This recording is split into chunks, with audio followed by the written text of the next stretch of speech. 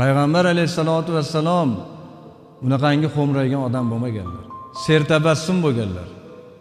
Hazrat Umar radhiyallohu anhu aytadilarki, Rasululloh alayhisalom masjidda namozdan keyin zikr qilib o'tirardilar. Biz hozir o'sha Rasulullohning sunnatlarini bajaramiz. Namozdan keyin chiqib ketmaymiz, zikr qilib o'tiramiz. Biz ashoblar bilan birga o'tirib, johiliyatda eslab qoldik dedilar. Men johiliyatda bo'lgan bir esimga tushib ketdi.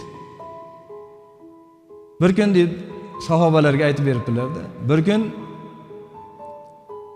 uyda but oqtarsam, but topilmadi. Ya'ni butga sig'inadigan paytlar, johiliyat davri, but topilmadi. Keyin uyda qarasam, bir muncha xurmo turibdi. O'tirib, hali xurmoni danagini chiqardim. Danagini ajratdim-da, bir idishga solib xamir qildim dedilar, mijib. Xamir qilganimdan keyin uni sekin but qildim dedilar. Qonni, kallasi, qo'li, oyog'i qilib, haligini qo'yib olib sig'indim.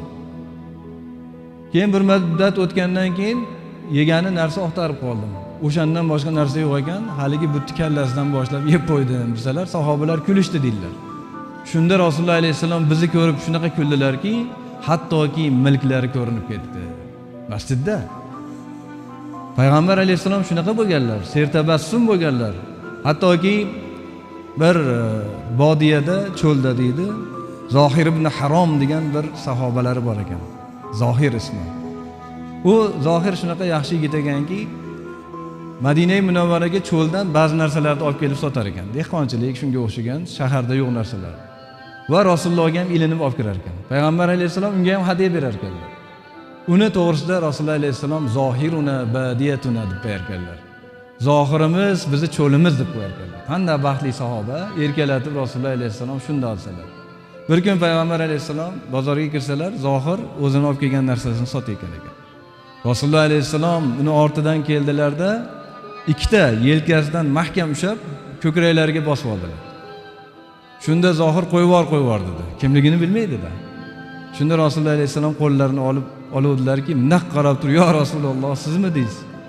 Shunda Payg'ambar alayhisalom, "Kim mana shu qulni mendan sotib oladi?" deb hazil qildilar.